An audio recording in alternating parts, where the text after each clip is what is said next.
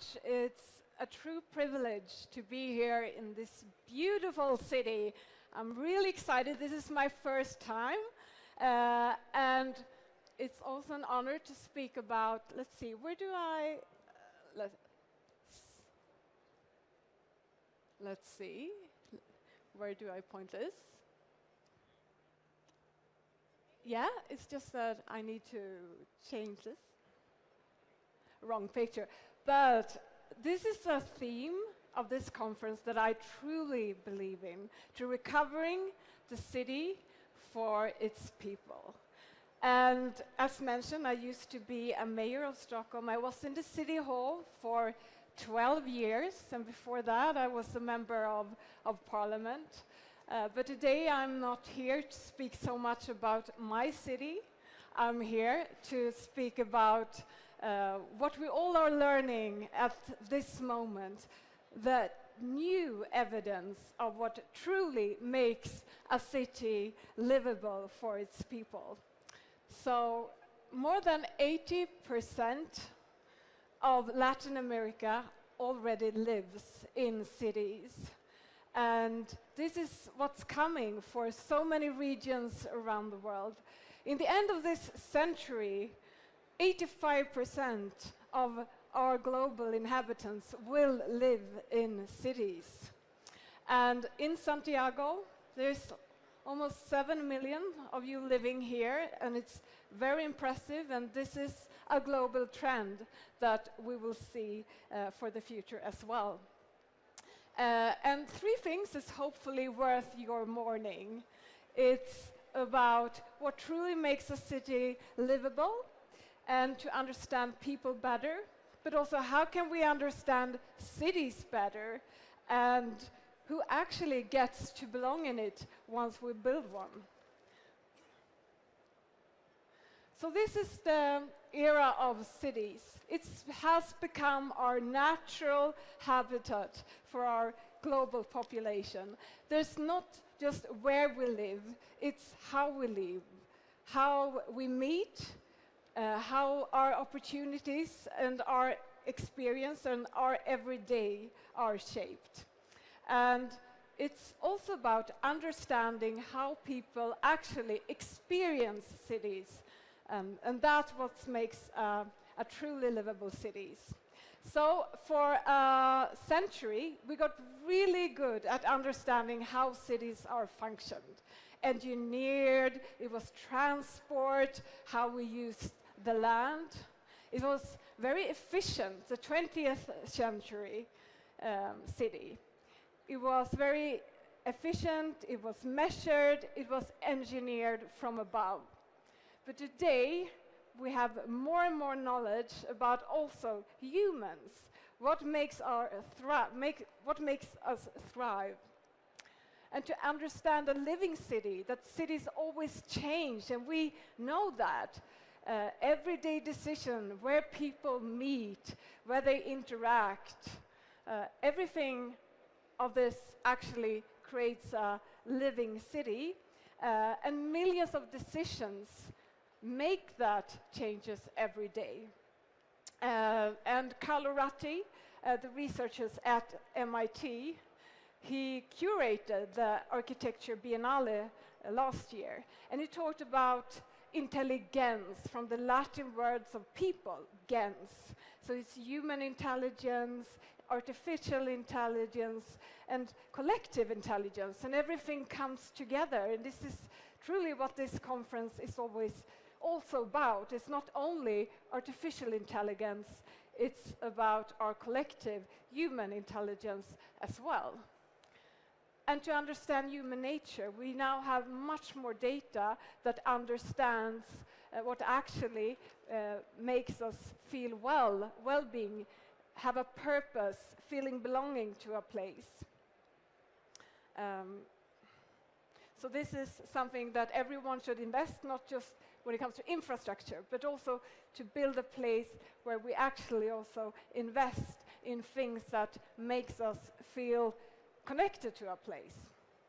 And what we can see is that something that researchers for communication always have known, that it's the feelings that connect us to a place. We can read about a city, but it's actually, you know, when you see a picture or you visit a place, that you have this feeling like, I could move here. It's our emotions. And we now have much more tools that we can actually measure our emotions than before. And this is a city from China that's now have sensors, and they have AI cameras, etc., that actually also can measure how people are feeling minute for minute when they walk in a place.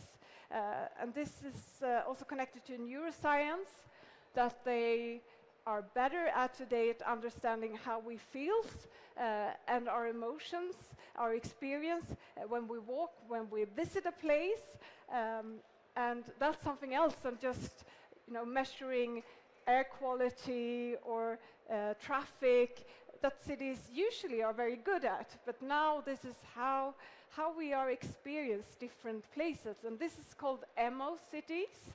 But we actually have other examples than that.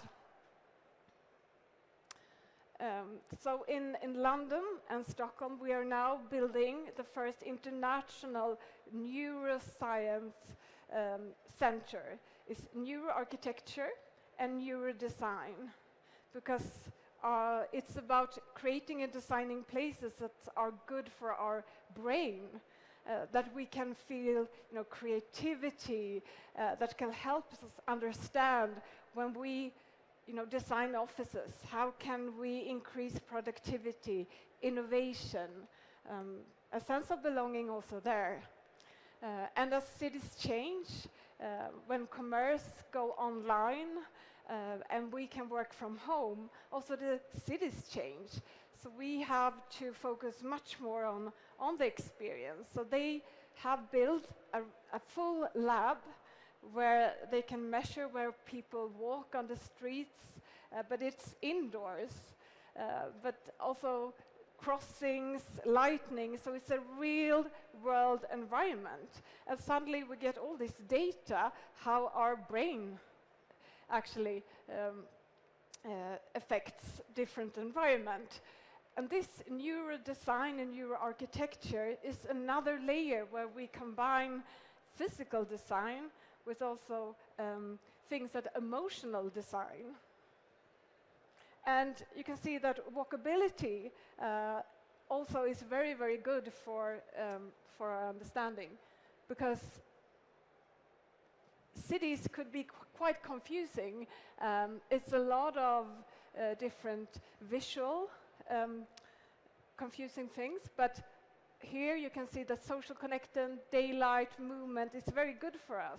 So we can try to design as well cities that are good for our mental well-being. And we have a lot of, as well, urban, challenges. We have involuntary loneliness, we have mental illness, and of course we have challenges that with the higher cost of living, and we can work with every one of them, of course, and to use AI to as well lower the cost of energy or construction waste. That could be one way of lowering the cost for housing, but also, of course, work with this loneliness, involuntary loneliness, mental illness, and other things that we can see increasing in our cities, and to understand that the design of the public space can actually be one solution to this. Social connections, if we interact with other people, if we have greenery in our environment, that could be very beneficial for our urban challenges when more and more people living inside the cities. Another research that's coming up, and it's also something global, is that we have increasing population in cities, but the people is also getting older. In the end of this century, almost 1 billion people will be 80 plus or older. And that's, of course, also will affect our cities. And some say it's a challenge, but I would say this is an opportunity as well that we could design for. So last year there was a research published in Lancet that collected a lot of studies on 160,000 people, and it said that 7,000 steps a day is actually what creates better health indicators for you. So it lowered the risk of all-time death by 47%. It decreases the risk for dementia. It also decreases the risk of depressive symptoms, something that I just mentioned increase in our cities. So 7,000 steps is something that we can design for in our cities, and it doesn't cost anything. So it's very beneficial as well if you want to make it more inclusive for everyone. So it's just to invest in a more walkable city.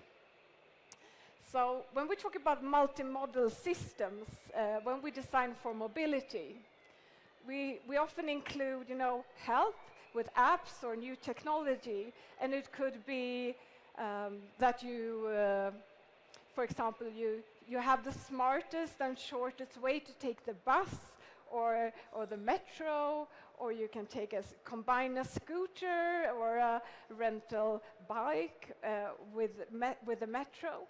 But this is another way of combining also walkability in your city's multimodal app. So you can be nudged to perhaps walk to the next bus station, and then to also to be measured on your 7,000 steps. So just a mindset when we design our cities. And in Paris, they have these slow zones, when you're 30 kilometers per hour, the maximum. And here the researchers studies as well the effect, what happened when you have these slow streets. And actually it was 44% more life surrounded these streets. There was much more interaction between people, much more social activity. The shops, their commercial affairs went better. And you can also see that people from different neighborhoods actually got together. So you could have this more inclusive, more integrated public space as well. So lowering the traffic speed is actually good for the commercial shops, but also for city lives and for integration. And the same researchers at MIT did this huge study just a couple of weeks ago. They presented where they could also see this is also very good for not just for physical health, but 4 times it's better for mental health. And as well, you can see that the property value increased when you had more walkability. That's why one reason we also see in Stockholm, but in many other cities around the world, but also in Europe. That's why Oxford Street in London now is transformed to a pedestrian street as well. And here you have the classic blue zones. There's a lot of tech entrepreneurs in my city that invest a lot in longevity, and they are, paying a fortune to invest to live longer. But this is actually quite a low-cost investment that you can do. It's actually, if you invest in walkability, you're also investing in longevity.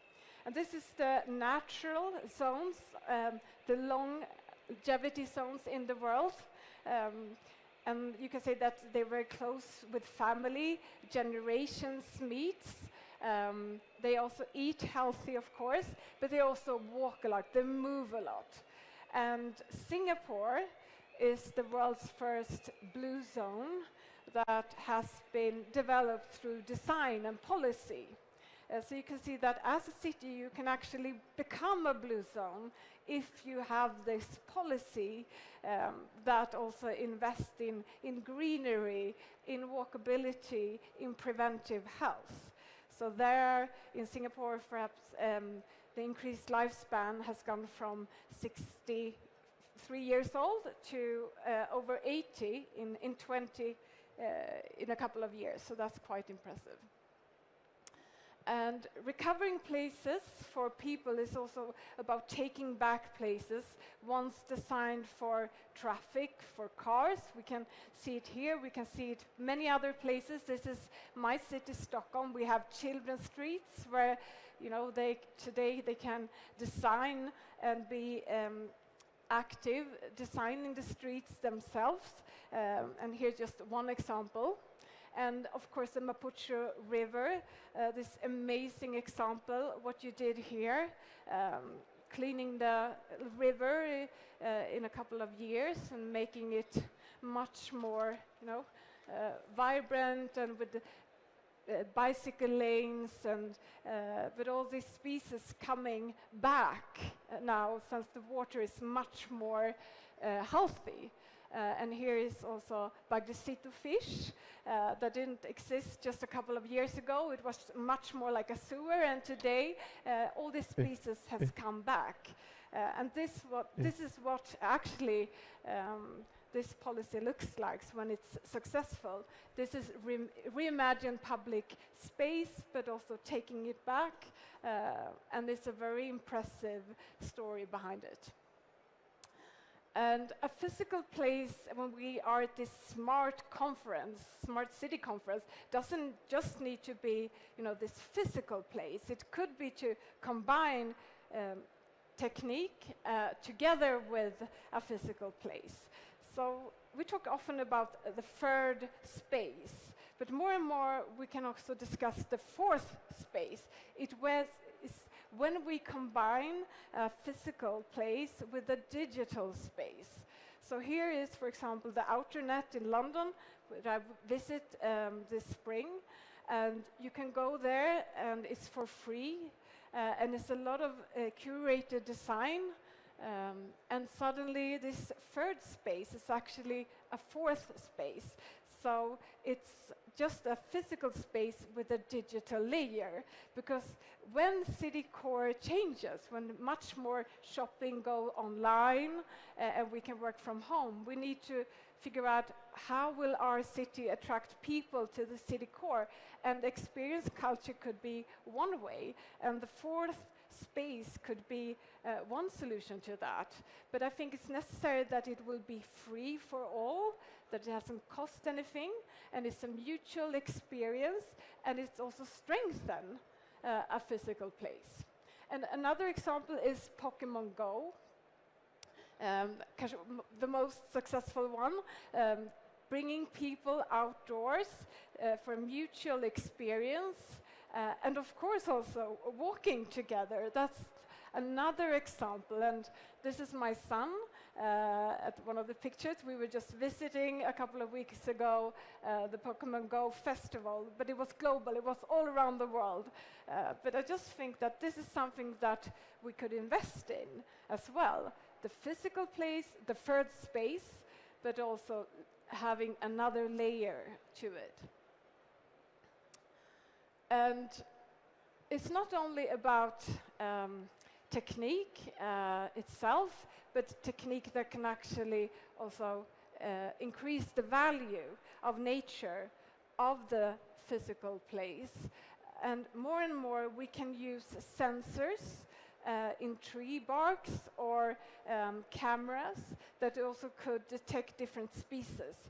Because in the end of this century, 65% of the insects are threatened, they say. So we really need to invest in biodiversity. We need to measure them, not just once a year, but week to week. And today we can have good sensors in our nature that could tell if a tree is, need water, or if it's perhaps damaged in a way, and you can have it in the soil if it's need water.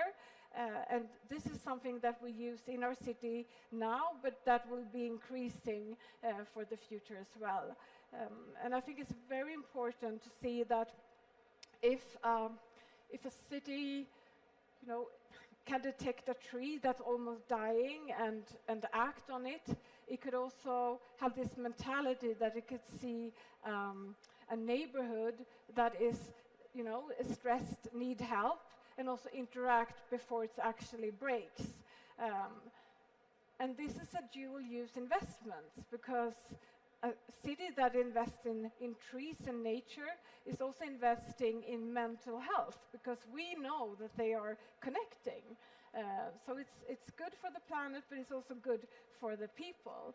And today we could have and use the technology today to measure how our nature actually feels.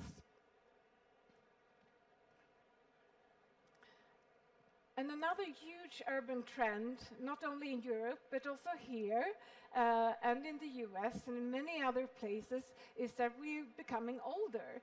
And I know that many cities, they work to attract young talents, and we need to do that too. But I think there is a huge opportunity to also see the elderly population. And in South Korea, they have these happy aging campuses. They have a problem that they don't have enough 18-year-olds anymore. So they transform in universities to campus, where you can have lifelong learning, you can have culture centers, sport facilities, but also you can start your own business after 65 and older. And they're really trying to create these happy aging campuses.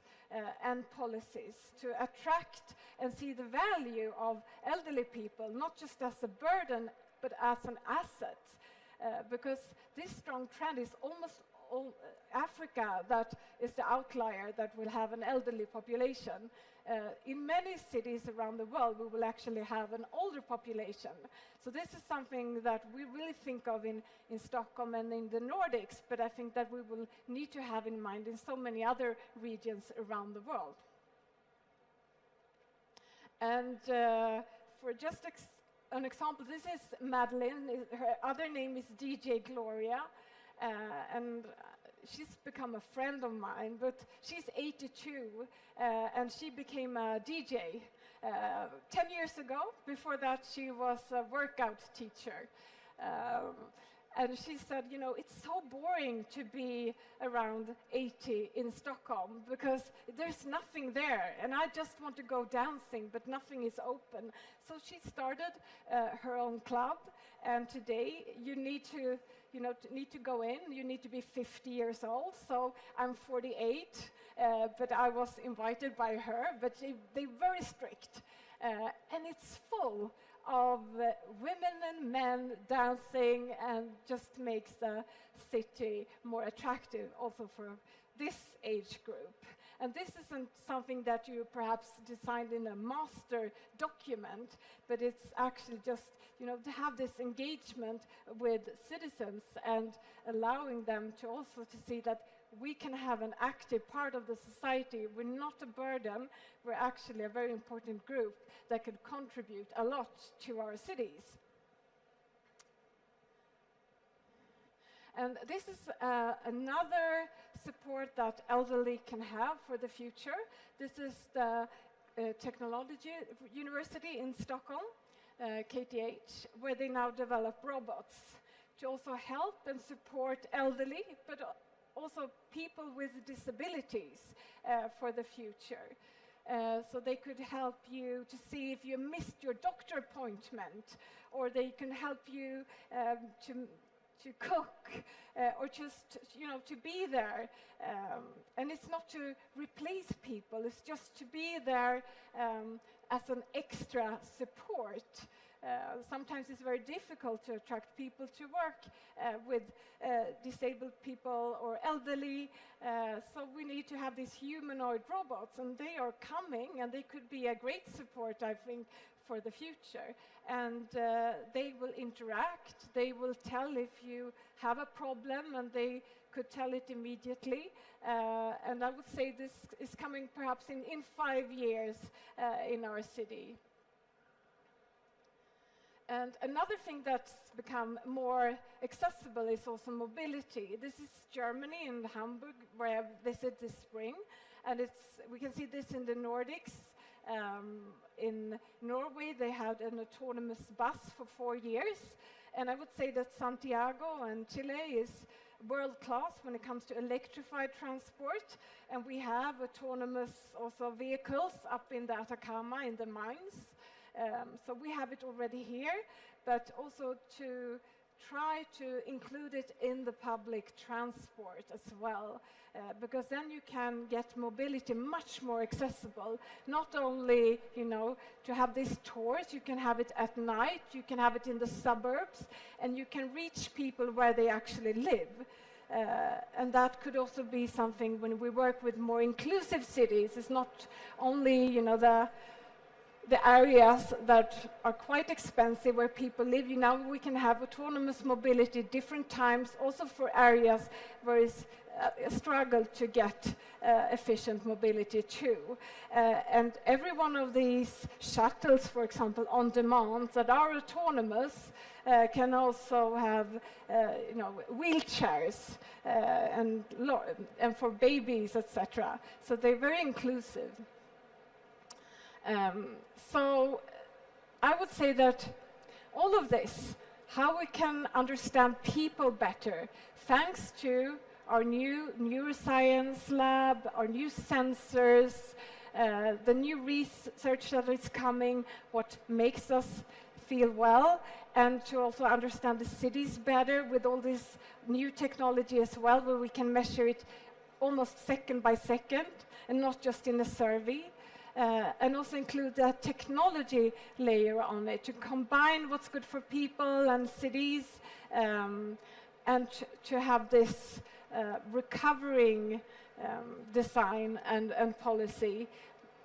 That is what recovering a city is. And this is the Bagrecito fish that came back. And I would love everyone here to go out and in the coffee breaks or in the discussions here to think of what is your Bagrecito fish. Could it be the bench that someone sits on?